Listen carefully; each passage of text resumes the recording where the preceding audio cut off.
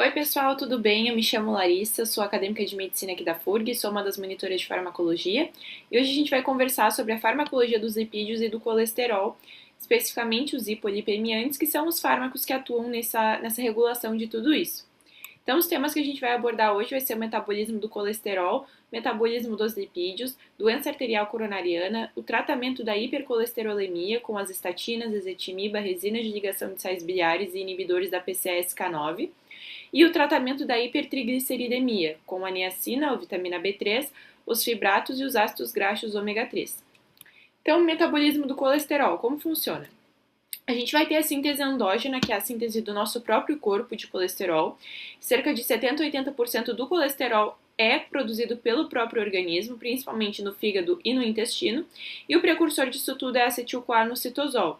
Então a gente vai ter uma etapa limitante, que é a etapa que vai ser a regulatória nisso tudo, que vai converter o HMG-CoA em mevalonato, com a ação da enzima HMG-CoA redutase.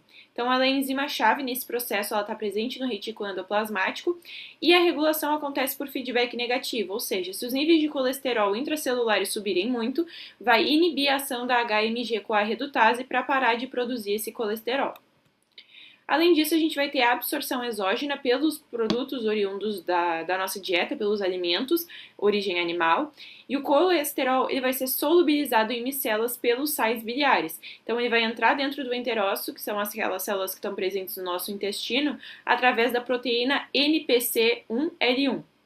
E dentro do enterócito, a partir dessa proteína, esse colesterol vai ser empacotado em quilomicrons e lançado na linfa, depois indo para o sangue, que é o que a gente vai encontrar. E o que for remanescente, o que não for lançado para o sangue, o que não for empacotado em quilomicron, vai retornar ao fígado. Então, o transporte em lipoproteínas. Como as gorduras elas não se dissolvem no plasma, elas vão acabar circulando em complexos de proteínas e lipídios, que a gente chama dessas lipoproteínas. Então, quais são as lipoproteínas que a gente tem? A gente tem o VLDL, que a principal função é transportar os triacilgliceróis sintetizados no fígado, ou seja, que são endógenos, para os tecidos periféricos. O HDL, que é o considerado colesterol bom, entre aspas, ele é o que vai realizar o transporte reverso, então vai realizar o transporte dos tecidos para o fígado. O LDL, que é, entre aspas, o colesterol ruim, é o que vai transportar o colesterol para as células periféricas do fígado para as células, e os quilomicrons vão transportar os triacilgliceróis da dieta, que são os exógenos, para os tecidos. Ou seja, o VLDL vai transportar os endógenos para os tecidos e os quilomicrons, os exógenos, para os tecidos. E aí a diferença entre os transportadores para os tecidos, a gente vai ter o LDL do fígado para o tecido e o HDL do tecido para o fígado. Então, o transporte de lipoproteínas. Como as gorduras elas não se dissolvem no plasma, por elas não terem esse caráter de conseguir se integrar no plasma, elas vão circular em complexos de proteínas e de lipídios. Então, quais são as lipoproteínas que a gente tem? A gente tem o VLDL, que vai transportar os triacilgliceróis sintetizados no fígado, ou seja, os endógenos, para os tecidos. O HDL vai fazer o transporte reverso dos tecidos para o fígado, é considerado o colesterol bom. O LDL vai transportar o colesterol do fígado para as células periféricas, sendo considerado colesterol ruim, e os quilomicrons vão transportar os triacilgliceróis da dieta, que são os exógenos, para os tecidos. Ou seja, quem transporta os colesteróis que são endógenos, que são produzidos pelo fígado para a periferia, é o VLDL. O que transporta os triacilgliceróis da dieta, os exógenos, para os tecidos são os quilomicrons, e essa relação entre fígado e tecido, a gente vai ter o transporte do tecido para o fígado pelo HDL e do fígado para os tecidos pelo LDL. E agora sobre a excreção e o destino final desse colesterol. Então, o corpo humano ele não tem a capacidade de quebrar o anel esteroide do colesterol e transformar em CO2 em H2O. Ou seja, a única forma que a gente tem para excretar o colesterol é através do fígado. E como é esse processo? A gente vai ter a conversão em ácidos biliares, então o colesterol que não for utilizado e vai ser excretado, ele vai ser oxidado em ácidos biliares via enzima 7-alfa-hidroxilase. Vai ter a secreção biliar, então o colesterol ele pode ser excretado diretamente na bile como um colesterol livre. Vai ter o ciclo enterohepático entre o intestino e o fígado. Então, 95% dos ácidos biliares vão ser reabsorvidos no íleo terminal e vão retornar ao fígado. E a eliminação fecal é desse restante, que vai sair pelas fezes. Então, como que funciona mais ou menos isso, tá? Tudo isso que a gente conversou. Então, lá no intestino, a gente vai ter a entrada de 300 miligramas por dia de colesterol oriundo da dieta, exógeno. E aí ele vai ser absorvido, transportado pelos quilomicrons, e o que não for absorvido vai ser somado ao colesterol que o fígado joga na bile, secreta na bile e é eliminado nas fezes. No fígado, que é o centro da figura, a gente vai ter a produção de colesterol a partir da acetil-CoA. O fígado vai transportar o colesterol para os tecidos na forma de VLDL, que no sangue vai se tornar o LDL, que vai carregar o colesterol do fígado para os tecidos, e o fígado vai reabsorver o LDL no sangue pelos receptores. Os tecidos periféricos, que estão na esquerda da figura, o que vai acontecer? Os tecidos eles podem sintetizar o colesterol por forma autônoma, ou eles vão captar o colesterol em forma de LDL oriundo do sangue, perdão. Então, pelos receptores de LDL, ele vai captar esse colesterol que está no sangue. O excesso de colesterol nos tecidos vai ser recolhido pelo HDL, que é aquela outra lipoproteína que faz o transporte reverso do LDL, que é o colesterol bom. E aí, o HDL vai levar esse colesterol pro fígado, né? Levar lá para os hepatócitos. Então, o que a gente tem em total, né, de colesterol no nosso corpo? A gente vai ter os 300 miligramas por dia, que vai ser o exógeno oriundo da dieta, e a gente vai ter os 800 miligramas por dia, que é sintetizado pelo nosso próprio corpo, por síntese endógena, né? Então, no total, a gente vai ter 110 miligramas por dia de colesterol circulando pelo nosso corpo, e o ideal é que todos eles sejam secretados, né, pelas fezes, sejam excretados. Só que o que acontece? Se a pessoa ela ingere muito colesterol, ou ela fabrica muito colesterol, o HDL não vai dar conta de conseguir levar todo esse colesterol em excesso de volta para o fígado para poder ser excretado.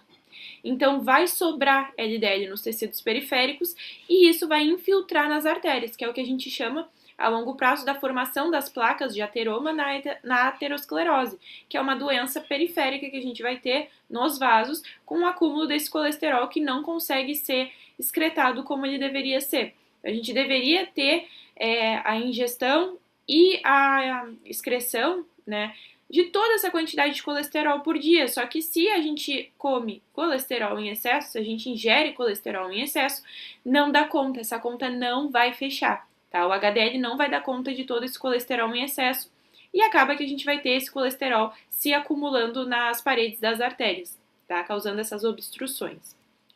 O metabolismo dos lipídios. Então, a gente tem aqui todo aquele ciclo da lipogênese e da lipólise. Então, o que a gente vai ter? Na lipogênese, tá? A gente vai ter a glicose se transformando em glicose 6-fosfato, dando origem ao PGAL, tá? O que acontece? Quando a gente tem um excesso de glicose e de ATP no nosso organismo, a glicose ela vai entrar nessa via glicolítica, só que em vez dela ser totalmente queimada no ciclo de Krebs, né, porque aí esse PGAL ele vai ser transformado em ácido pirúvico, em acetil-CoA e vai para o ciclo de Krebs, isso não vai acontecer, tá? Porque aí esse PGAL vai ser convertido em glicerol, dando origem aos novos triglicerídeos. Então, o que acontece, né? Depende muito da quantidade de PGAL que vai ser desviado para a formação de glicerol, para a formação de triglicerídeos e não para a formação de açúcar, por exemplo, tá? Então, como que isso vai acontecer? Esse glicerol vai dar origem aos novos triglicerídeos, né? Então, o glicerol e os ácidos graxos que são produzidos ali a partir da acetil-CoA vão dar origem aos novos triglicerídeos que vão ser armazenados no tecido adiposo, tá? Nos adipócitos. Enfim, isso vai se acumulando ao longo do tempo, tá? E a lipólise, o que vai acontecer? A lipólise ela vai acontecer só quando o corpo precisa de energia, então quando está em jejum ou quando está acontecendo algum exercício físico, que o corpo precisa de uma energia a mais, que não só oriunda dos carboidratos a partir do açúcar por si só, ele começa a quebrar a gordura, então ele não faz só a glicólise, ele precisa fazer a lipólise.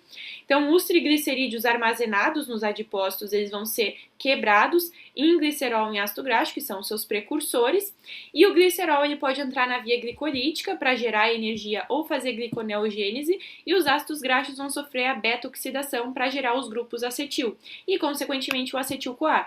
E aí o destino do acetil-CoA pode ser de algumas formas. enzimas. Então, ou ele pode entrar no ácido cítrico, no ciclo do ácido cítrico, que é o ciclo de Krebs, para gerar o ATP em forma de energia, né? Só que se a gente tiver um excesso de acetil-CoA e pouca glicose, como acontece no jejum prolongado ou em pacientes que têm diabetes mellitus descompensado ou diabetes mellitus tipo 1, ele pode ser desviado para a formação de corpos cetônicos pela cetogênese, tá? Então, tudo isso pode acontecer a depender do próprio organismo, do manejo do próprio organismo. Mas, basicamente, o metabolismo dos lipídios, a gente pode ter a lipogênese, a lipólise ou a cetogênese. A lipogênese formando os triglicerídeos a partir do glicerol e do ácido graxo. A lipólise acontecendo com a quebra dos triglicerídeos em glicerol e ácido graxo. E a cetogênese a partir do acetil-CoA, né, que a gente vai ter a formação, o acetil-CoA sendo desintegrado nos grupos acetil e o grupo acetil formando os corpos cetônicos a partir da cetogênese, tá? Então, a digestão e absorção desses lipídios. A maior parte dos lipídios da dieta são triacilgliceróis. E como eles são hidrofóbicos, eles precisam ser emulsificados pelos sais biliares no intestino delgado para aumentar a área de contato com as enzimas. Quais são essas enzimas principais? A gente tem a limpase pancreática, que vai quebrar esses triacilgliceróis em ácidos graxos livres e 2-monoacilglicerol.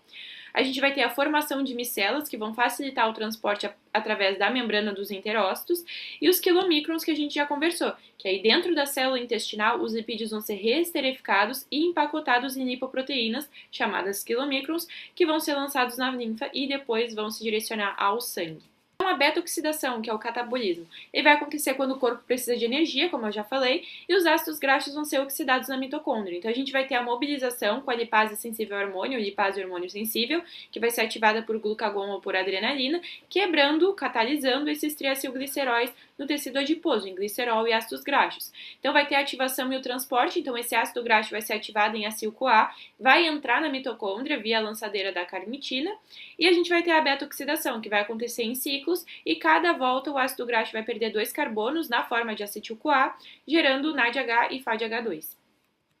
A lipogênese, que é o processo contrário, a gente vai ter o anabolismo, que vai acontecer principalmente no citosol das células do fígado e no tecido adiposo, quando a gente tem um excesso de energia, um excesso de ATP e acetil-CoA.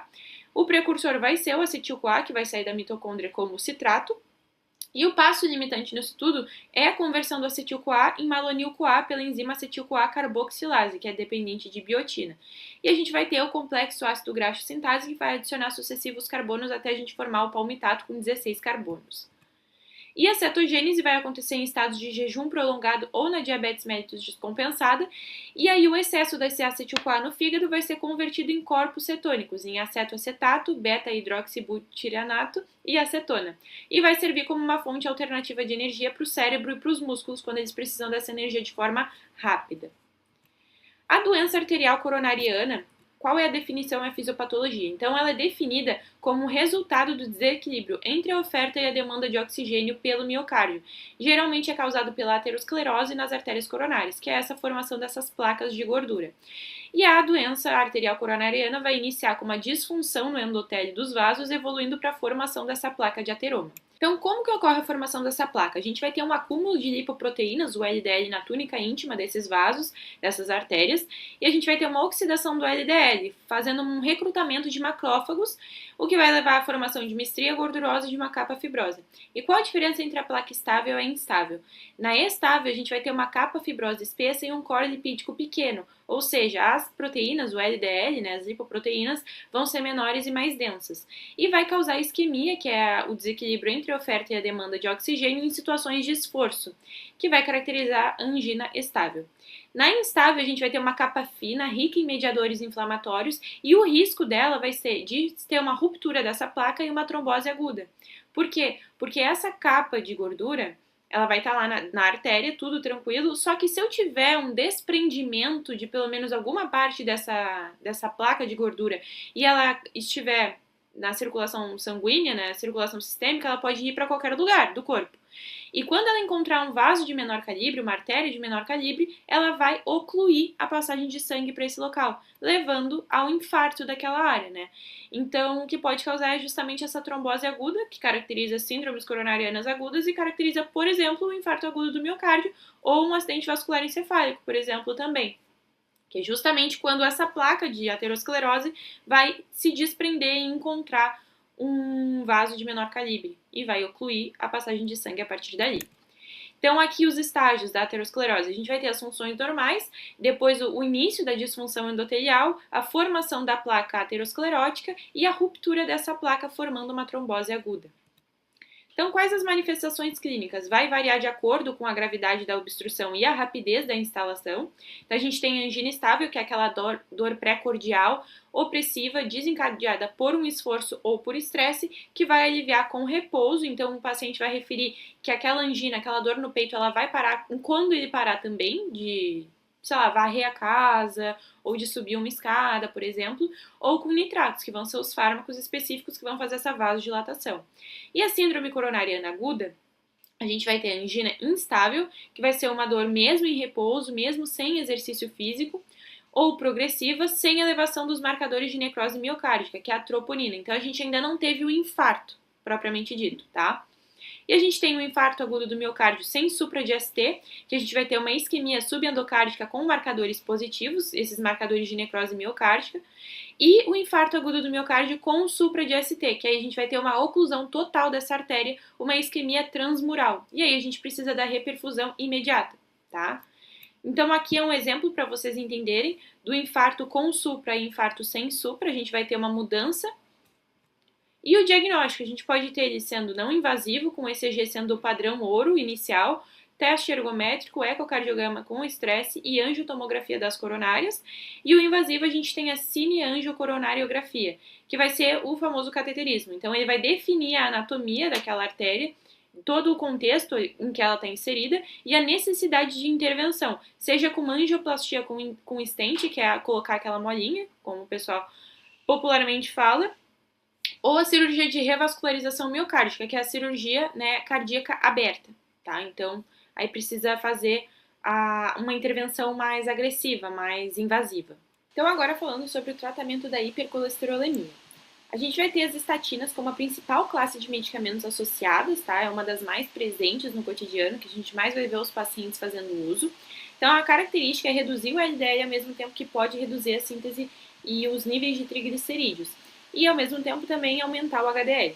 Então, o sítio de ação vai ser a HMG-CoA redutase no retículo endoplasmático liso com ação hepática. Então, o mecanismo de ação, a gente vai inibir a HMG-CoA redutase, que ela é essencial na síntese do colesterol endógeno, inibindo, dessa forma, né, a síntese do colesterol. Além disso, ele também vai aumentar a síntese dos receptores LDL, que vai captar mais LDL, reduzindo seus níveis plasmáticos também. Então, os efeitos adversos mais comuns que a gente tem são associados a disfunções musculares. Então, mais ou menos como que funciona, né? A gente vai ter miopatia e rabdomiólise, muito associadas a isso. Então, quando a gente bloqueia a HMG-CoA redutase, a gente também vai reduzir a síntese de um precursor de uma coenzima que é vital para o transporte de elétrons na mitocôndria. Então, sem ela, a produção de energia, né, do ATP, na célula muscular vai cair, gerando um estresse oxidativo e uma disfunção mitocondrial, o que pode levar à dor e à fadiga associada a essa disfunção muscular também. E aí, o que acontece? Além disso, a gente vai ter a via do mevalonate, que vai interferir nessa questão também. Então, essa via, ela vai produzir algumas moléculas que são muito importantes para a fixação de proteínas na membrana celular. Então, sem essas moléculas, sem essa fixação, a sinalização intracelular para sobrevivência e para manutenção da fibra muscular vai ser interrompida. Então, a gente pode ter uma apoptose, então uma morte celular do miócito, que é a célula responsável pela conformação muscular. E aí um efeito muito importante e muito perigoso também associado ao uso das estatinas é a rabdomiólise, que a gente vai ter justamente com essa disfunção muscular, a gente pode ter a liberação de mioglobina, que faz parte dos músculos, né? A gente tem a liberação dessa mioglobina e essa mioglobina vai se deslocar pela corrente sanguínea e vai ter uma ação nos rins, que pode levar a uma insuficiência renal aguda, tá? Então é um caso bem complicante, é uma questão de um efeito adverso associado ao uso desses fármacos que precisa ter muito cuidado. Então, muitas vezes a rabdomiólise pode acontecer até por um exercício que recruta muito dos músculos, de uma forma que, por exemplo, o indivíduo não está acostumado a treinar e simplesmente ele coloca para correr uma maratona. Muitas vezes isso não vai dar certo e pode levar a essa complicação que é muito, muito, muito perigosa, tá? A rabdomiólise. Além disso, o uso clínico, né, vai ser para hipercolesterolemia. E os exemplos que a gente tem é a simvastatina, rosuvastatina, atorvastatina, lovastatina e fluvastatina. O ezetimiba, ele vai ter um efeito aditivo ainda maior quando ele for associado às estatinas. E o que a gente vai ter de foco nisso? Vai ser o transportador NPC1L1, lá nos enterócitos, lá no epitélio do intestino delgado. Então, o mecanismo de ação, a gente vai ter a inibição desse transportador NPC1L1 nos enterócitos, reduzindo a absorção intestinal do colesterol dietético, então o exógeno oriundo da dieta, e do biliar em 15 a 20%, reduzindo dessa forma, né, os níveis plasmáticos de LDL. Então, os efeitos adversos que a gente pode ter é mais associado à alteração de trato gastrointestinal, porque tem ação direta ali no intestino delgado. Então, pode ter diarreia, dor abdominal, flatulência, artralgia, fadiga. E o uso clínico vai ser para hipercolesterolemia. E o exemplo, como o nome já sugere, né, é o ezetimiba. As resinas, tá? Que sequestram os sais biliares. A gente vai ter elas como sendo a classe mais antiga para esse tratamento de hipercolesterolemia que a gente tem. Eles não têm uma ação sistêmica, então tem um melhor perfil de segurança em relação aos efeitos adversos e são totalmente resistentes à digestão e à absorção. Então, o sítio de ação vai ser nos sais biliares, no lúmen intestinal. E aí, o que acontece? A gente vai ter uma diferença de potencial elétrico entre o fármaco e os sais biliares, levando uma ligação do fármaco com esses sais. Esse complexo que for formado, ele vai ser excretado nas fezes e vai inibir a reabsorção do colesterol que acontece muito no íleo terminal. E isso vai levar a um aumento da conversão do colesterol em sais biliares por ação hepática. Por quê? Porque como eu não vou ter a reabsorção desse colesterol no íleo terminal, que é onde ele geralmente é muito reabsorvido, como a gente já tinha visto antes, até 95% da quantidade desse colesterol é reabsorvido no íleo terminal, o nosso fígado vai perceber que está faltando colesterol, tá? Que vai estar faltando sais biliares, perdão. Então, ele vai entender que como esses sais biliares foram excretados, está faltando sais biliares, eu preciso repor. E como que ele repõe? Convertendo o colesterol em sal biliar lá no fígado mesmo. E aí vai aumentar, além disso, os receptores de LDL na membrana hepática e reduz o nível plasmático de LDL também. Então, os efeitos adversos.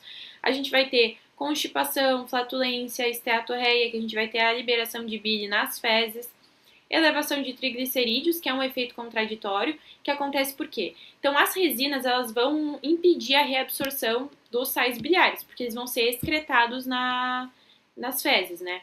Então, o fígado, para repor esses sais biliares que não estão mais lá, ele vai consumir do próprio estoque de colesterol que ele tem. Tá? E aí, quando o nível de colesterol dentro do hepatócito, lá dentro do fígado, ele cair, essa célula vai entrar num estado de alerta e vai perceber, pô, tá faltando sal biliar. Eu preciso converter esse colesterol em sal biliar para restabelecer esses níveis, tá? E aí, o que acontece? A queda desse colesterol vai ativar uma família de proteínas que vão migrar para o núcleo e vão ligar os genes responsáveis por fabricar esses receptores de LDL.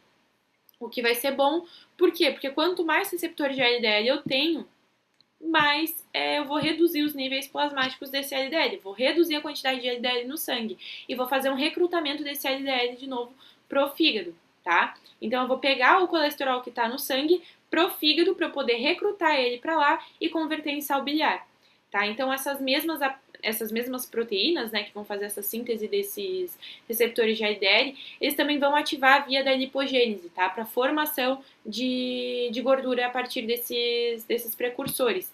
E aí, quando eu ativar a lipogênese, o fígado vai aumentar a produção dos ácidos graxos e dos triglicerídeos internamente. Então, é um efeito paradoxal, né? Porque a gente pensa, pô, deveria estar um fármaco que vai tentar diminuir a quantidade de colesterol também deveria diminuir a quantidade de triglicerídeos, né? Não deveria aumentar. Só que é esse efeito contraditório, porque a partir do momento em que eu vou fazer toda essa mudança, né, na conformação, do que está acontecendo, né, essas proteínas elas vão acabar recrutando esse colesterol, ativando a via da lipogênese, e essa lipogênese vai aumentar essa produção de triglicerídeos, tá? E aí, então, pacientes que já têm uma hipertrigliceridemia, em geral, não usam essas resinas, tá? Por conta disso.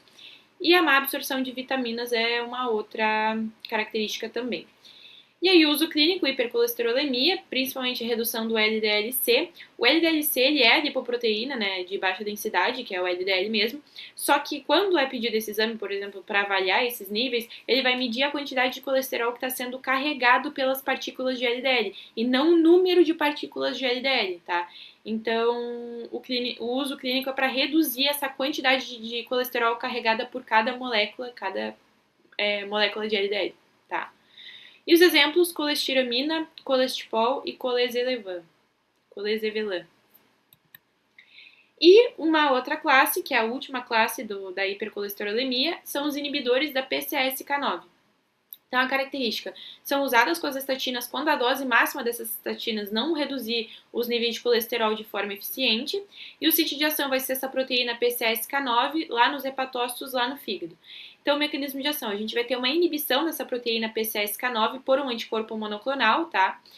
E a gente vai ter um bloqueio da degradação dos receptores de LDL. Por quê? Porque essa proteína PCSK9, ela degrada os receptores de LDL. Consequentemente, a gente vai ter uma menor captação desse LDL, ele vai permanecer mais circulante no sangue. E então, esse anticorpo monoclonal, que se liga nesse sítio, bloqueia essa degradação, aumentando a densidade de receptores LDL, a quantidade desses receptores. O que vai reduzir, né, vai captar esse LDL e vai reduzir os níveis plasmáticos em 50% a 70%. Então, é muita quantidade.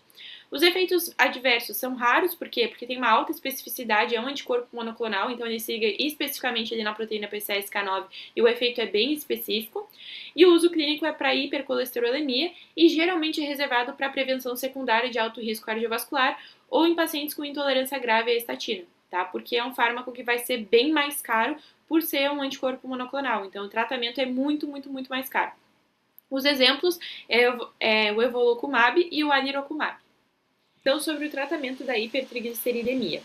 A gente vai ter a niacina ou a vitamina B3, que vai estar associada, né, o seu uso às estatinas. Atualmente ela está em desuso pelos seus efeitos colaterais e o sítio de ação é na lipase hormônio sensível nos adipócitos. Então a gente vai ter uma inibição da lipase hormônio sensível, consequentemente uma inibição da lipólise, da quebra desses triacilgliceróis, no sentido, os adipócitos vão parar de quebrar a sua reserva, tá? Os triacilgliceróis deles, então não vai ter esse deslocamento para o fígado, que vai reduzir os níveis dos triglicerídeos. Além disso, a gente vai ter uma redução da síntese hepática de VLDL e uma redução nos níveis plasmáticos de LDL também. E além disso, a gente vai ter uma redução da degradação da apolipoproteína 1, o que vai aumentar o tempo de circulação do HDL. Então, ele vai passar mais tempo fazendo a retirada de colesterol dos tecidos, levando para o fígado, tá? Mais tempo. E isso vai levar a um aumento da concentração de HDL em 15% a 35%. Os efeitos adversos, a gente vai ter o rubor, que é associado à liberação de prostaglandinas, dispepsia, náusea, elevação de transaminases, e pode ter hiperglicemia. Por quê?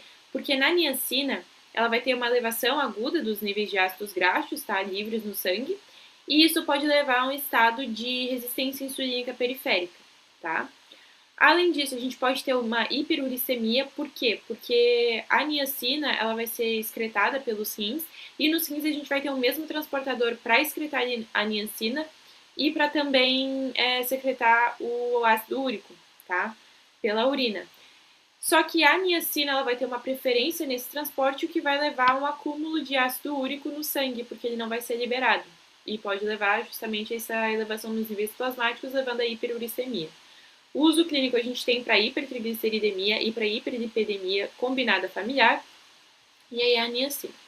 Os fibratos, eles vão ser uma das principais classes de escolha, eles vão atuar nos receptores PPAR-alfa, no fígado e nos músculos, e o mecanismo de ação vai ativar esses receptores PPAR-alfa, estimulando a lipoproteína lipase, que vai estimular a lipólise, no sentido sangue e adipócito, para limpar esse sangue e levar essa quantidade de gordura, né, desses triacilgliceróis para dentro do adipócito, tá?